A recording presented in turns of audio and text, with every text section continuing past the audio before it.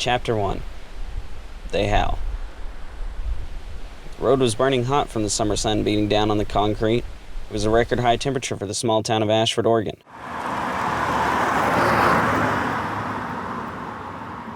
Jessica could feel the glass of the passenger side window helping pinpoint a beam of sunlight straight into her arm. She felt like an ant, while the sun was the bully with the magnifying glass.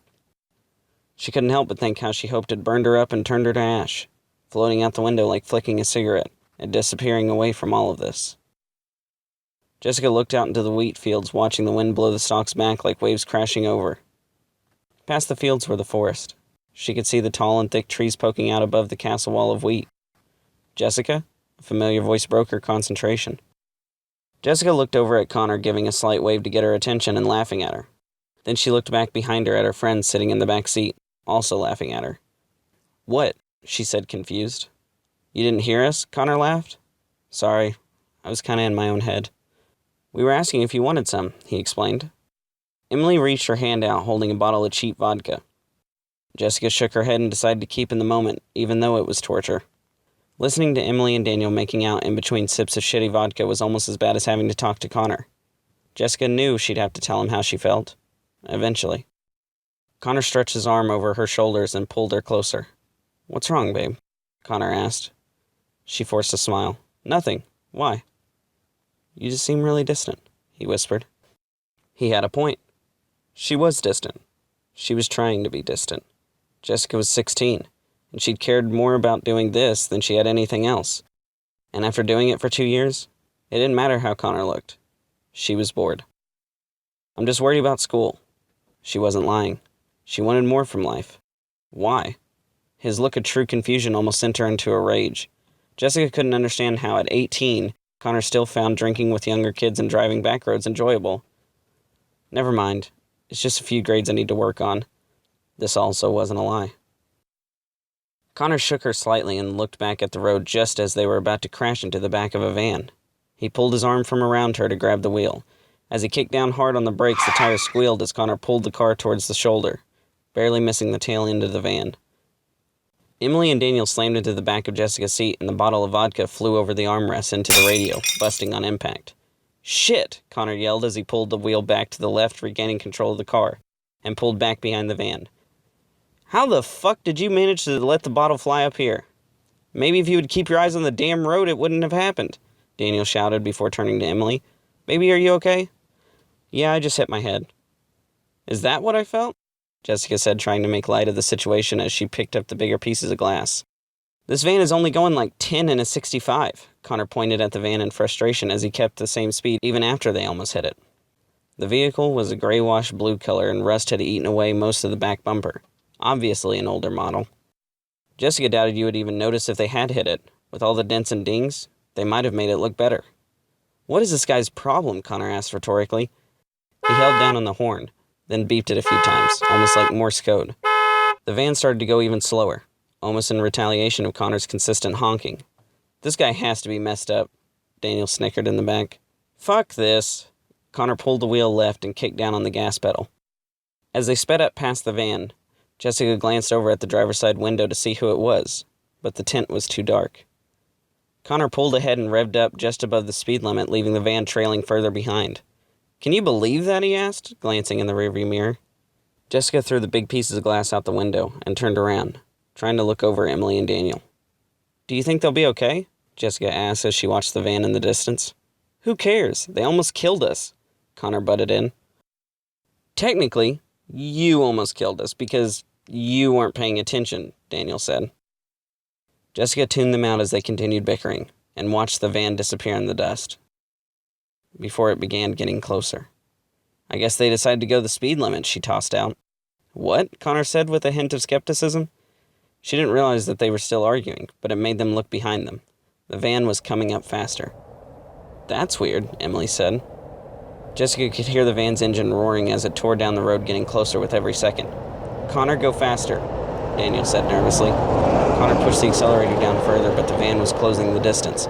"I'm going 80! There's no way they can reach us that fast." He began to panic. They all watched the van get closer and closer, not once showing any sign of slowing down. "He's not going to crash into us, right?" Emily shouted. Put your seatbelts on, Jessica demanded. The van was only a few feet behind him when Jessica clicked her seatbelt into place. Oh shit, Connor shouted in disbelief. The van roared louder, almost deafening as it crashed into the back of them, forcing their bodies back against the seats. Connor tried to keep control, then began to swerve, making the car harder for the van to hit. What's wrong with this guy? I'm calling the cops, Emily shouted through her sobbing. Baby, you can't. What are we going to tell the cops about the broken glass and the smell of alcohol? Daniel persisted. That won't really matter if the guy kills us, Jessica shouted over the sound of the engines screaming. The van sped up and pulled to the right side before Connor could block him off. The van was even with Connor's Camry, keeping us in the wrong lane. What the hell does he want? Connor's voice cracked. What do you want? Daniel shouted and waved from the backseat window over Emily. Just leave us alone, Emily screamed. The van slammed into the side of the car and started pushing them towards the edge of the country road. The sound of metal grinding felt like needles in Jessica's ears. Then, pop. The left front tire burst and sent them flying off the road into the wheat fields. The stalks of wheat slapped the car as they rolled through the field. The stalks sounded like gunshots as they swatted the hood and windshield. Wheat snapped and was thrown all over the car, getting stuck in any crevice it could. They traveled about 60 feet from the road, leaving a trail of broken wheat behind them, before coming to a stop. The sound of heavy breathing filled the car. They all unbuckled and looked back behind them. Is everyone okay? Daniel asked, concerned. We all kept quiet, except for excessive breathing. I can't believe this. Connor began pounding on the wheel. We have to get out of here, Emily shouted frantically. Connor threw the car in reverse and stomped on the gas. The tires spun through the dirt and chopped wheat, but they didn't move an inch. Come on, Connor pled. Everyone else watched Connor try to get the car moving, but Jessica kept staring down the path of smashed wheat like a hallway leading back to the road. The wheat dissipated into her peripherals, leaving the road in clear view. She was the lookout, while the others relied on hope. Connor grew angrier along with Daniel, leaving Emily looking worse than the wheat. Can I call the cops now? Emily begged as she pulled out her phone. Without waiting for input from any of them, Emily dialed 911 and waited. 911, what's your emergency? The operator could be heard faintly from Emily's phone. Connor reached back, snatching Emily's phone, and she started to cry helplessly. Hey, sorry, my daughter was playing on my phone. It was an accident. Sir, is this an emergency? Asked the operator. Nope, like I said, just my kid. You have a nice day. Connor hung up. What the hell? Emily shouted through her gratuitous bawling. We almost hit them first. So what happens when the police show up and find broken glass and the smell of vodka coming from the car filled with underage drinkers? All the fucker in the van has to say is that all the damage was on us. Besides, do you even see the van? He probably booked it after watching us get shot out through the field anyway, Connor shouted firmly in Emily's face. Emily sat back and brought her knees to her head, shielding her face as she cried. Daniel tried to comfort her while he shot dirty looks at Connor. Jessica hadn't seen the van during their arguing. Maybe Connor had a point. Daniel, let's get out and push the car. Jessica, you sit in the driver's seat and try backing up while we push. Connor had a plan. It was more than he had for the past 2 years. The two got out of the car, making their way through the wheat to the front bumper. Jessica slid over to drive and moved the seat up so she could sit comfortably. She adjusted the rearview mirror while Emily slouched over the console into the passenger seat. Emily sniffled and wiped her nose on Daniel's hoodie, then tossed it back into the back seat. You ready? Connor shouted. Yeah, Jessica shouted back. The boys dug their feet into the soil, putting all their strength against the car. Jessica stepped on the gas, letting the tires spin, throwing clods of dirt at Connor and Daniel.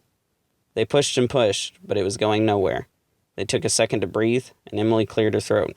So, did you tell Connor? Emily asked, sounding congested. Do you think we would be in the same vicinity if I had? Jessica asked rhetorically.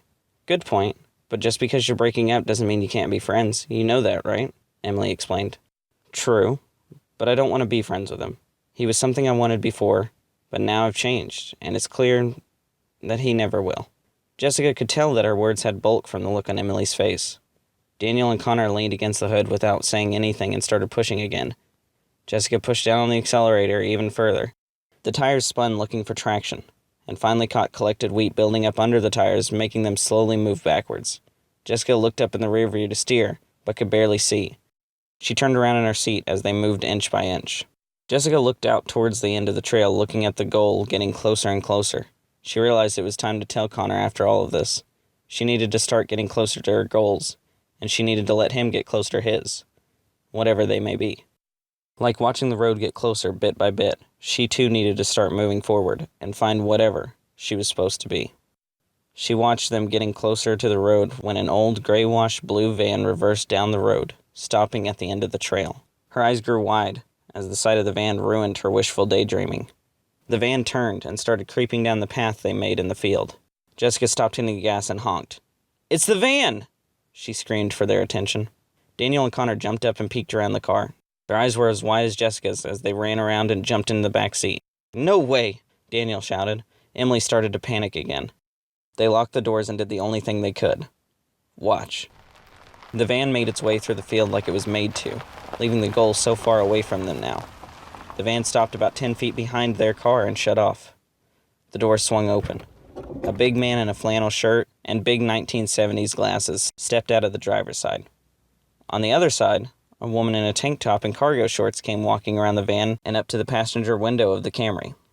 "What do you want from us?" Emily couldn't help but scream at the woman through the window. "What the hell do you mean? That was your fault." The deep voice of the man seemed to rattle the windows of the driver's side as he smiled at Jessica through the glass. "How?" Connor questioned. "There was a turn. We were about to take it when you almost hit us," the woman said softly. "We're going to have to report you to the police," the big man said. "Report us? You ran us off the road," Jessica exclaimed. "Citizen's arrest! I was well within my rights to disable you from being any more of a danger to society. Hell, I can smell the liquor from here. You don't look old enough to be drinking, do you?" The man stayed stern. "All right, kiddos, get out of the car so we can settle this with the authorities. If you behave yourself, I might even tell the police to keep your parents out of it," the woman assured. They each looked at each other, each of them filled with fear. Connor opened the back door and stepped out as if speaking for their surrender. Daniel went behind him, then Emily. "See? Is it so hard to be civil?" The man slapped his hand on the roof of the car as he walked back to the front of his van. The woman walked over and stood beside him, leaning against the grill.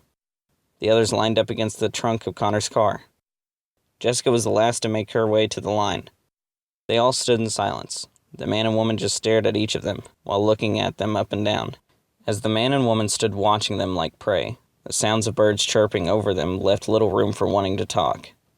Jessica thought Connor was going to run, but he seemed more scared of his parents than he was of these people. "Now that everyone's here," the man's voice shattered the silence, making some of them jump. "Which one do you want to take with us?" the man asked. "Take?" Emily's knees went weak, leaving Daniel to catch her. "You're not taking us anywhere," Connor objected. "Calm down. We just need to take one of you to explain to the officers what happened. Then the police will come back and help you with your car," the woman spoke out. My voice started to crack. "Why can't you just leave us here? Then you go get the cops." "Huh. Why? So you all can get the hell out of here and the cops don't find you?" "No," the man said as he stepped closer to them, but stared at Jessica. "Chrissy, which one?" His voice gave Jessica chills. "I don't know. I kind of like her." The woman pointed past the man, directly at Jessica. Jessica's friends all looked at her with remorse, but with a hint of relief that came from their exclusion. She was too scared for words. Jessica looked at the others hoping they could save her, but even Connor looked at her like she had bad luck. "Yeah, so do I," the man admitted, as he threw his arm around Jessica and walked her to the front of the van to stand next to Chrissy. The man turned Jessica around to face her friends. Then he went around to the side of the van, sliding the side door open and climbing in. The woman stepped closer and bumped into Jessica's shoulder. "Did you have fun?" she asked with a big smile. Jessica turned away from her ignorant question. Instead, she looked back to her friends for one last glance of hope, and their faces graced her with tears and whispered apologies. But she found no hope. They each couldn't look at her anymore as they lowered their heads and watched the ground. She was truly shocked. The man came out of the van walking around the front. His footsteps slapped the ground hard but fast, like he was about to jog. Jessica turned to the left to watch him pass as he stepped up to the others and raised his arm. It was so quick she almost didn't see it. He brought his arm down, hitting Connor over the head with a tire iron. The sound of a tire iron hitting a skull isn't a sound that you would ever forget, especially after the fourth time bashing Connor to unrecognizable standards. Jessica stood solid. She couldn't move. Her thoughts screamed, "Just run," but her legs were stone. "You bastard!" Daniel screamed as if he was breaking through his own petrifying fear. Daniel pushed past Emily, only to meet the man's arms swing backwards, catching him across the face. Emily continued screaming, as Jessica couldn't say a word. All she could do was watch Connor bleed out, Daniel lying on the ground with his cheek ripped open, and Emily screaming in the middle of the storm that was this madman. While every swing of the tire iron threw dark red blood like an abstract painting across the golden yellow wheat, Jessica watched the man being painted red even more than anything else. "I can't take this anymore," the man mumbled. He swung the tire iron, cracking Emily across the jaw. She fell against the car, rolling off to the side on top of Connor. Jessica could see Emily's face. Her jaw was offset and her eyes wide with fear. Emily started shaking in quick intervals like the impact had caused tiny seizures. But even as she shook, she kept her eyes burning into Jessica's. "Damn, she's a screamer," the man chuckled. "There's always one." Chrissy laughed and jumped up to sit on the hood of the van. Fear. True petrifying fear made Jessica's body cold. She hated herself more with every second she stood there doing nothing. The man stood over Emily, watching her, but not seeing what Jessica saw. It was the first time she felt her and Emily had anything in common. They were both feeling the exact same thing. The man turned back to Jessica, his face splattered with blood even over his glasses. Through the blood on his face, he smirked and sat the tire iron on the back of the Camry. The blood dripped from the tool onto the trunk as the man looked down at Emily, broken and trying to breathe through the blood that had pooled in her mouth. It sounded like gargling. He started undoing his belt and dropped his pants. He forced himself on top of her, grabbed her shuddering body, and as Jessica stood there only able to cry, Emily never took her eyes off Jessica. He finished, pulled his pants back up, and grabbed the tire iron off the trunk. "Did you have fun?" Chrissy asked the man. He gave Emily one last blow to the side of the head, stopping her shaking. "Yep." He turned to look at Jessica. "Did you?" he asked. Jessica was immovable and silent other than the deep inhales that let out little squeaking sounds. The man walked back over to them, wrapping his arm around Jessica, walking her to the side door of the van. The blood on his shirt seeped into Jessica's own. He lifted her into the van and sat her down.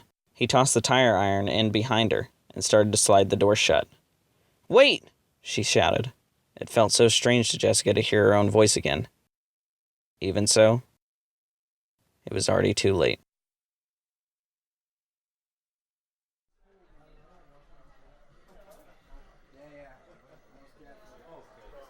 The sound of people talking, running around, and laughing filled the entire room, as much as the smell of grease from the type of food that could put your heart into cardiac arrest. Even though it was loud as could be, Satsuki could tune out the overbearing noises when she'd play the arcade games, especially Carnival of Terror, a shooting game where you ride roller coasters and walk through a theme park killing crazy clowns and carnies. It sounds violent, but it was a good way to get all of her frustrations out. Every time she'd shoot a deranged clown coming at her with a comically large strongman hammer, it was like a therapy session. School had just let out, so Satsuki would come down to Pete's Funhouse to play the games and wait for her friends. Pete's Funhouse was filled with neon lights, pool tables, arcade games, toys, and some of the best food you can get in Ashford. Every day, school would let out and kids would flock in by the masses. It's even worse on weekends because parents are typically off work and come down to supervise their kids, so it becomes double the people, and Satsuki had never been a huge fan of people. A loud yell from the entrance of Pete's Funhouse made Satsuki jump from fear worse than the game ever had. "Satsuki!" Moving fast right behind the yell, a blur running towards her, slammed her into a hug. Lifting Satsuki up and pulling her tighter and tighter, she was sure Brittany was trying to kill her. "Brittany, let her down before she passes out. She almost beat her last score." Like a guardian angel, Karen got Brittany to let Satsuki down. "I'm sorry, Satsuki, but I have some shit to tell you," Brittany said. Brittany hugged her again just as tight as before. Barely getting words out, Satsuki whispered, "What is it, Brittany?" Dropping her back to her feet, Brittany grabbed her shoulders and pulled her closer, almost touching the tips of their noses. "So you know Frederick Michaels, right? Always has sports clothes on but doesn't play any sports. Always talks about working out, but he's been the same size for 2 years." Satsuki remembered the kid. She had class with him. "Yeah, I remember. He was suspended once for filling the band teacher's trumpet up with ketchup, right?" Brittany and Karen tried holding back laughter as Brittany continued. "Yes, but this time, it isn't ketchup. He came running into the office while I was dropping off some papers for Miss Riley. He ran straight past everyone and didn't care that Miss Ford was yelling at him. He kept running till he hit Principal Parrish's office and started yelling about seeing someone dumping a body in the woods on his walk back from lunch. Satsuki was puzzled. "Well, what happened?" she asked. Brittany looked like she was trying to hold back from peeing herself and blurted out. Freddie Frederick was freaking out. He said he took shortcuts through the woods to get to his house, and on the way back he saw a big figure laying something in the ground, and that the figure looked at him, but Fred said he couldn't see the person's face. The principal called the police and Fred's parents only to find out that it was a guy burying his big-ass dog. Satsuki couldn't hold it. She laughed along with Brittany and Karen as if it was the first time she'd ever been able to enjoy laughing. "Hey Satsuki, will you come put your name in so I can play and beat your score?" A voice called out from behind her. She turned around to see Jeremy and his football friends. "Oh, I'm sorry. Yeah, 1 sec," she said. She started pushing the buttons and shooting the right letters till it said on the screen the letters H-R-O. She backed up towards Karen and Brittany. "Here you go, Jeremy," Satsuki said through a slight grin. Jeremy and his group moved towards the arcade machine like one living organism. Satsuki heard Jeremy mumble something under his breath as his clique started cracking up, laughing along with him. She turned back towards the group of teenage boys huddled around the machine like it was football practice. Curious as to why they were laughing so hard, Satsuki asked, "Hey, what's so funny?" She looked as lost as she felt. "Your name on Carnival? It suits you." Satsuki could feel her cheeks heat up and blush. She cleared her throat, trying to hide her embarrassment. "Thanks, Jeremy, that's really sweet." Jeremy interrupts while chuckling. "That's how you Asians say hello, right? Hello, hello." Jeremy turned to his friends, continuing the joke by saying hello to each other. At that exact moment, Satsuki's smile fell. Karen grabbed her shoulder and moved past her. "Jeremy, do you have to be such a dick to make up for the fact that yours is so small? We all know Stacy told everyone at school about your..."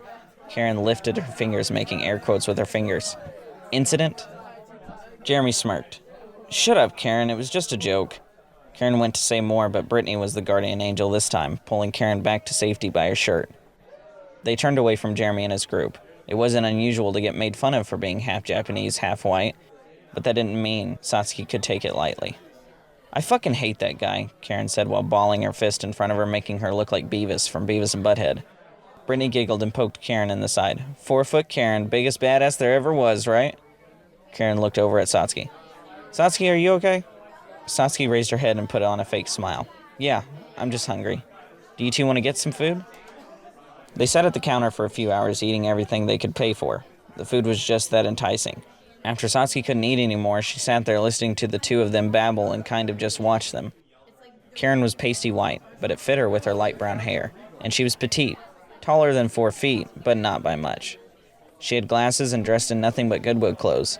She only liked bands she found on her own, which led to terrible music about 80% of the time.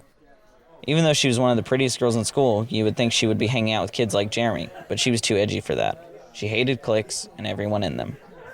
Brittany was mixed like Satsuki, but her dad was black and her mom was white. Brittany was one of the most hilarious people Satsuki had ever met, and no matter what, she was always there. Brittany had a blog. She would call Satsuki every time someone new read her blog and message her with positive feedback. It was worse when someone gave her negative feedback. Satsuki had known Brittany since the 3rd grade, and they had never stopped being friends from the moment they met. "Satsuki, it's 5 o'clock. You better get moving," Karen said while pointing at the neon clock that hung on the wall by the entrance. "Oh shit, I lost track of time. I'll see you guys later." Satsuki grabbed her backpack and ran as fast as she could out of there, before Brittany tried to hug her again. The main part of Ashford was Satsuki's favorite part of the town. It was so nice and calm, plus it was closer to Pete's Funhouse. Everybody knew everyone around here. That's why she could walk home from Pete's by herself. Well, not straight home. All the towns around the area made up Ashford. It's simpler that way. They're each only a few miles apart, so they work as a collective. Satsuki's part of town was great, but they didn't have a Pete's, and all her friends lived in the main part, so her part of town could be very depressing. While running through town as fast as Satsuki could, she saw people wave and heard cars honking, but she wasn't paying attention to anything other than her footsteps. "Oh shit, I gotta go to the bakery," she said, thinking out loud. She turned left hard down the sidewalk. She slipped, but stuck out her arm and caught herself without skipping a beat in her stride. Satsuki finally got to the door of the bakery. The sign above the door said Blair's Cauldron, with a cute little witch and muffins. The bell rang when Satsuki opened the door. She was panting hard, trying to make her way to a table to sit down for a bit. "Satsuki, is that you?" A voice called out through the crowd. She raised her head trying to see who called out her name. Suddenly, Satsuki saw a head pop up above the crowd, as if the woman were standing on her tippy toes. The woman smiled big while waving her arms. "Hey Blair, how's your day been?" Satsuki yelled, trying to talk through the crowd. Blair pointed to all the people and laughed. "It's definitely busy. Hey, I have your usual right here. Come around to the side," Blair said and pointed to the left side of the counter. Satsuki tried to make her way through the crowd and off to the quick pickup area, but not without looking over the one-of-a-kind establishment Blair had made for herself. The place was unique enough to keep Satsuki coming back twice a day. Blair had the bakery built to look like a 16th century tavern. With a name like Blair and a Salem-style bakery, it brought in many curious customers. It really was like stepping into a different time, but that was just part of its charm. "Satsuki!" Blair yelled while wrapping her in a hug. Reminding her of Brittany hugging her to death, she said, "Blair, I was here this morning." Blair laughed and pulled away. "That might be, but that doesn't mean I can't miss you." "Why are you breathing so hard? They're just muffins." Satsuki looked at her with a sarcastic, pained expression. "Blair, running for 2 blocks as fast as I could wore me out," she explained. Blair playfully punched her in the shoulder and dusted off her apron. "Well, maybe you should manage your time better," she said while raising her eyebrows, giving Satsuki the parent look. They stood there talking for a few moments before Blair had to get back to the crowd, and Satsuki had to leave to be on time. It was hard to pull herself away from Blair and her shop. It's tied with Pete's for first place on her favorite stores in Ashford. Blair's cauldron wasn't as flashy or flamboyant as Pete's Funhouse. It was its own style. It was cute and peaceful with all the baked goods you could want and the best coffee, tea, and muffins she had ever had. That's why in the morning, Satsuki would grab a coffee and a banana nut muffin. Or 2. Or 3. Then, after she left Pete's, she would come by here and grab a blueberry ginseng iced tea with a couple blueberry muffins for her walk home. It was a ritual. Satsuki paid Blair and said goodbyes. She still had a few hours till she needed to be home. Satsuki started running as fast as she could with her food and drink in hand. She finally got to the edge of the town near the forest. The woods were thick in these parts. Even though it was famous for its effect on the lumber industry, it always seemed like the number of trees never got smaller. Most people found the forest to be frightening or creepy, but Satsuki found it peaceful. The wood started out light, but the thicker the trees became, the darker it got. The limbs blocked out the sun almost to the point of barely being able to see. The only thing keeping Satsuki from getting lost was her own trick. She had wrapped ties around certain trees to mark where she needed to go back when she first found this place. As she continued following her markers, she saw a break in the trees up ahead and smiled. "Finally, I can hear it," she said to herself. As Satsuki got closer to the edge, the light shined through the brush. She walked through to see a flowing river and fish breaking through the water, flying through the air, and back down to the water. She took a deep breath to smell the fresh air and river water, a sensation she couldn't forget. Enjoying the scenery, she looked all around and then down at the ground to find rocks and a design forming an arrow. She couldn't help but smile. Sometimes the rocks would get messed up and she'd have to find her way all over again. She started following the direction the arrow pointed, to find another a few steps away, and then again guiding her down the river. The river was quiet and calm, but still flowing fast. The sun bounced off the water and the fish scales, creating a rainbow of colors reflecting off the sand and white rocks. The wind swirled around with the river and up through the trees, making a symphony of sound, but it broke with the sound of the twig snap to the right. Satsuki turned her head to the right to investigate, but up ahead a few rows of bushes, taller than her, started shaking from some unknown creature, and quickly a deer jumped through them. Down to the shoreline, it landed. He slid a bit and turned around as 3 more jumped through. Satsuki stopped in her tracks as if she were frozen. The group of deer hadn't noticed her. They looked around, then started to drink from the river, and then tried crossing it. As 3 of the deer made their way across in the line, Satsuki's legs started to ache at the worst time. She started to slide her foot backwards to get a better stance. A rock crumbled underneath her foot. As the rocks cracked, the last deer held its head high and looked her straight in the eyes. They held this stare for what seemed like forever. The deer was a light tan with a white underside. His antlers had 12 points to them and stuck high above him. He was so beautiful, but like a flash he darted across the river, catching up with his family. Satsuki couldn't help but watch them as they crossed. After the deer disappeared into the woods, Satsuki started walking down the river, following the arrows made from rocks again. The arrows pointed her across the dam made by beavers. The logs had moss all over them, but not at the top. It was actually quite dry. Her shoes gripped the logs as she crossed the dam, causing the beavers to swim away from the logs cautiously. She got to the edge and saw another arrow on the shore pointing straight into the woods.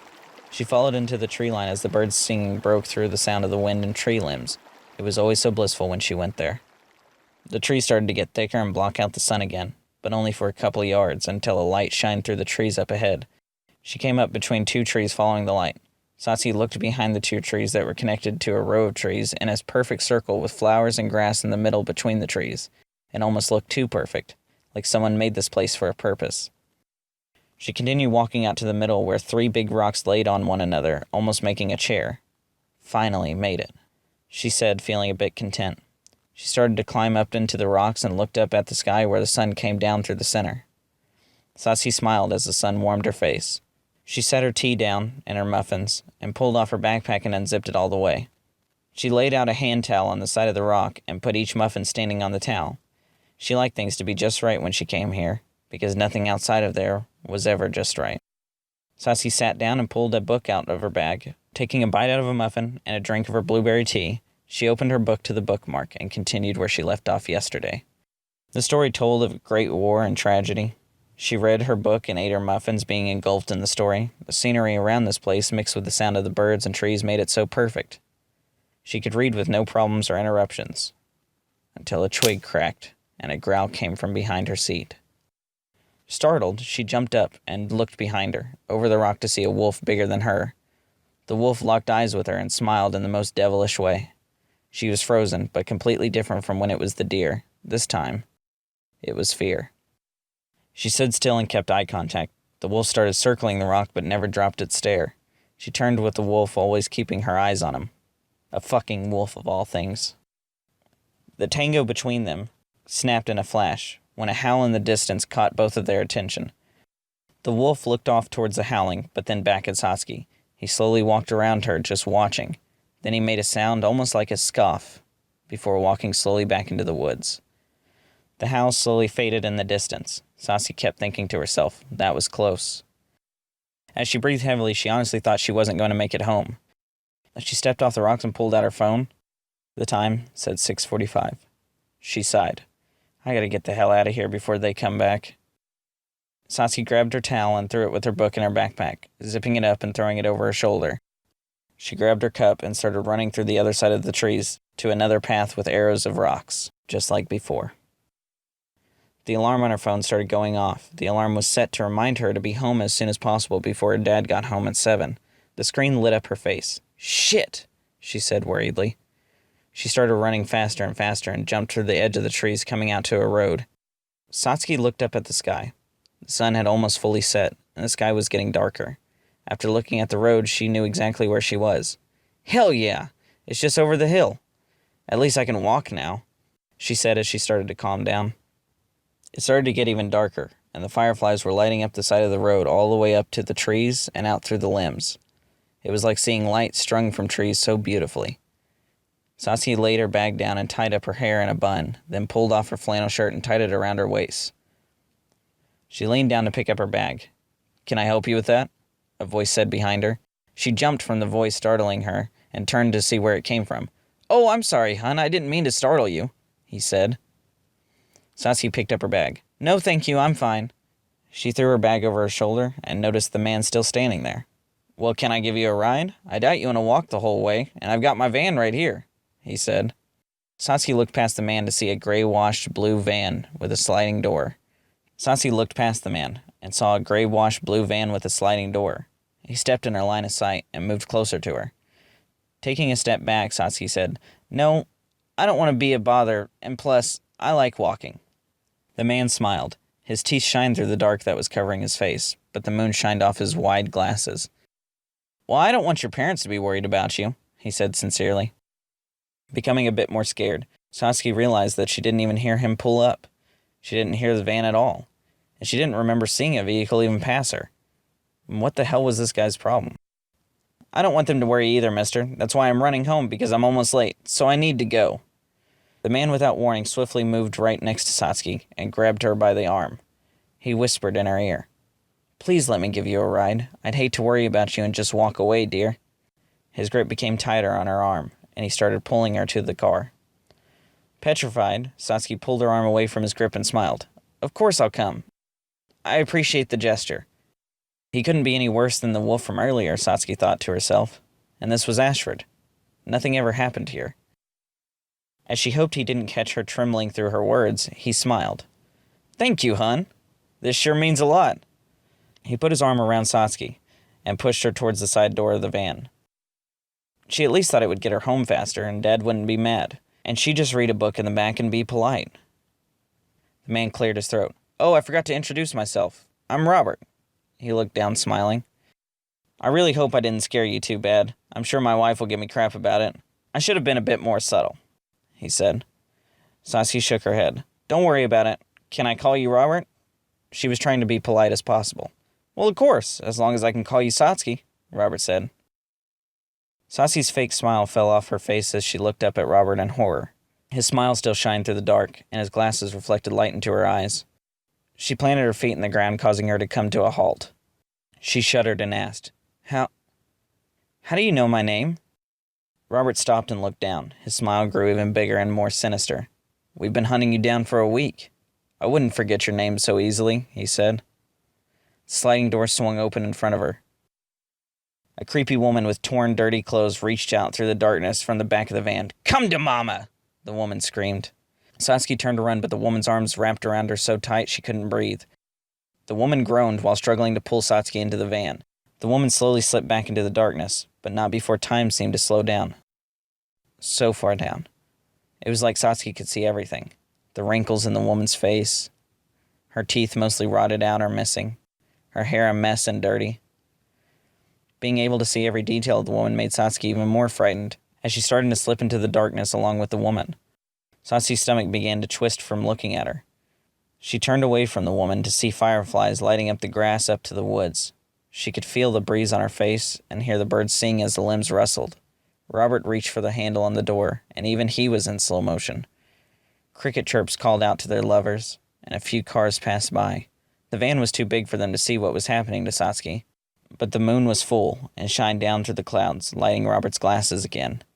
With all of Satsuki's senses heightened, she felt a tear roll down her face, because the worst sound that she could hear were the wolves howling in the distance as the van's sliding doors shut.